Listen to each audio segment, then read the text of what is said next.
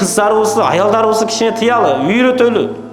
Эркектер кичине гайрат болуп, адалдан акчаны таап келип, мына мен сага берем, балдарга да беремин.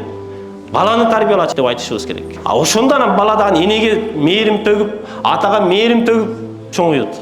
Бул садик деген нерсе бул ошо батыштан келген нерсе булар. Ислам дининде мындай нерсе жок. Ислам дининде ушул аял заты бала тарбиялоо менен Алланын ыраазылыгына жетет экен да. Таптаза болсо ушул 5-6 жашка жетип калганда кичине окуп, үйрөнө турган деңгээлде садикке алып барсаңыз, бала бакчага алып барсаңыз болот. Ал учурда үйрөнөт бирдемкени. Окуйт, чокуйт дегендей. А кичинекей 1 жаштагы, 2 жаштагы бала ыйлап, чырылдап, канча стресс болуп, кыйналып жатат. Бул нерсени бир аз эске алалы туугандарым. Кээде өзүмдүн балдарды ушинтип алып барып жатып кээде ойлонуп кетебиз, кайсыл жака бара жатабыз.